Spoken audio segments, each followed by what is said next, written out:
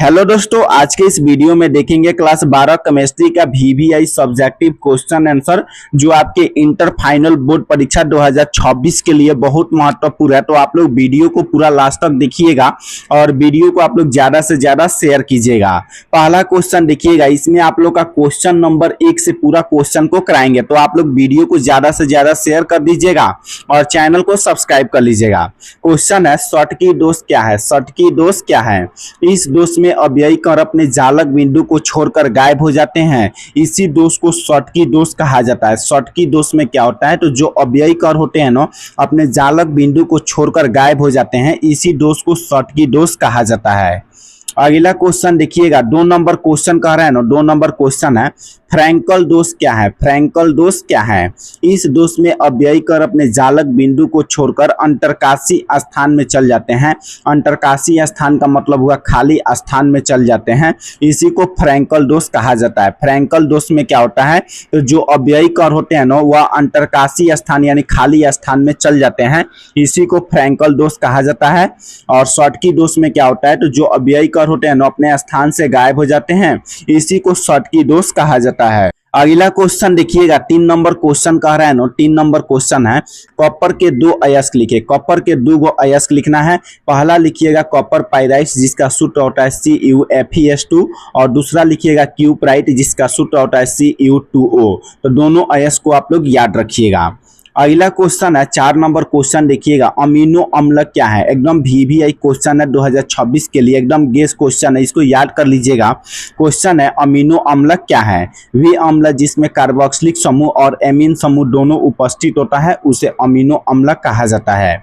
Amino अम्ल में क्या होता है, तो कार्बोक्सिलिक समूह का सूत्र होता है COOH और एमीन समूह का होता है NH2, दोनों उपस्थित होता है, इसी को अमीनो अम्ल कहा जाता है। अमीनो अम्ल में क्या होता है, तो कार्बोक्सिलिक समूह भी और एमीन समूह दोनों पाया जाता है, इसी को अमीनो अम्ल कहा जाता है।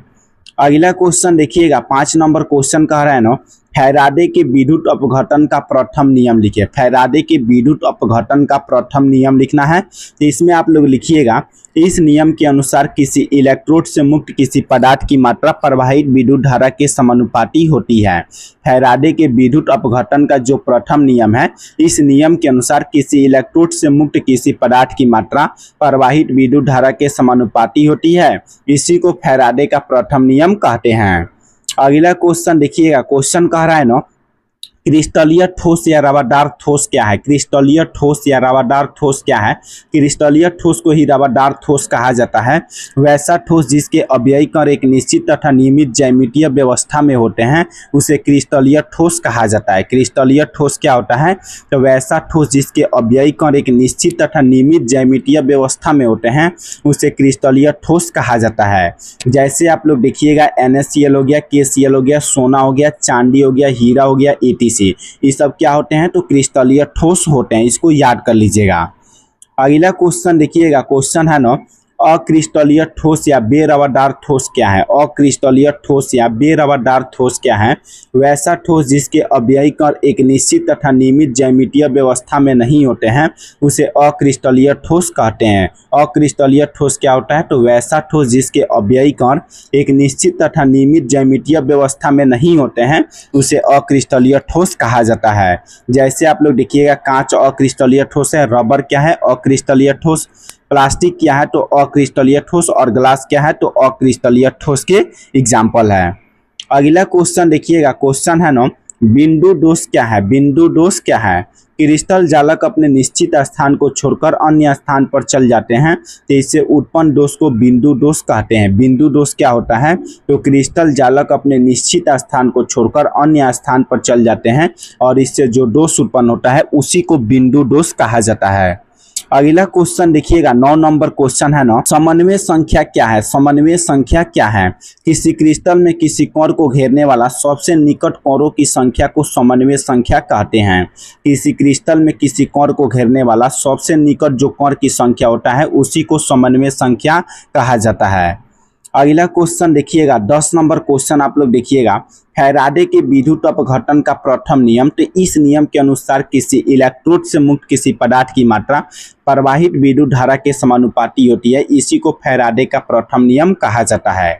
उसके बाद 11 नंबर क्वेश्चन देखिएगा। क्वेश्चन है ना, आवश्यक अमीनो अम्ल से क्या समझते हैं। तो आवश्यक अमीनो अम्ल वे अम्ल होते हैं जो शरीर में संश्लेषित करने में असमर्थ हो जाते हैं। इसी को आवश्यक अमीनो अम्ल कहते हैं। आवश्यक अमीनो अम्ल क्या होते हैं, तो वैसा अम्ल जो शरीर में संश्लेषित करने में असमर्थ हो जाते हैं उसे आवश्यक अमीनो अम्ल कहते हैं। अगला क्वेश्चन देखिएगा। क्वेश्चन है ना, एनिलीन HCl में घुलनशील होता है क्यों। एनिलीन होता है ना HCl में घुलनशील क्यों होता है। देखिए, एनिलीन क्षारीय प्राकृतिक होने के कारण यह अम्ल HCl में घुलकर सॉल्ट यानी लवण का निर्माण करता है। एनिलीन क्या होता है, क्षारीय प्राकृतिक होने के कारण यह अम्ल HCl में घुलकर क्या बनाता है, सॉल्ट यानी लवण का निर्माण करता है। अगला क्वेश्चन देखिएगा। क्वेश्चन है, लोहा के दो अयस्क लिखे। लोहा के दो अयस्क लिखना है। पहला लिखिएगा हेमेटाइट जिसका सूत्र होता है Fe2O3 और दूसरा लिखिएगा मैग्नेटाइट जिसका सूत्र होता है Fe3O4। हेमेटाइट का सूत्र क्या होता है Fe2O3 और मैग्नेटाइट का सूत्र क्या होता है Fe3O4। अगला क्वेश्चन है, विशिष्ट चालकता क्या है। विशिष्ट चालकता क्या है। विशिष्ट प्रतिरोध के विलोम को विशिष्ट चालकता कहते हैं। विशिष्ट प्रतिरोध का जो विलोम होता है उसी को विशिष्ट चालकता कहते हैं।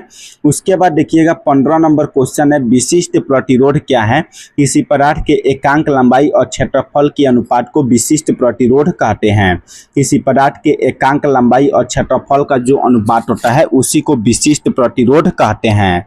तो अभी के इस वीडियो में आप लोग का केमिस्ट्री का 15 को VVI सब्जेक्टिव क्वेश्चन को कराए हैं जो आपके फाइनल बोर्ड परीक्षा 2026 के लिए बहुत महत्वपूर्ण है। तो आप लोग वीडियो को लास्ट तक देखिएगा और वीडियो को ज़्यादा से ज़्यादा शेयर कीजिएगा और चैनल को आप लोग अभी सब्सक्राइब कर लीजिएगा ताकि ऐसे ही वीडियो का नोटिफिकेशन आप लोग को मिलता रहे।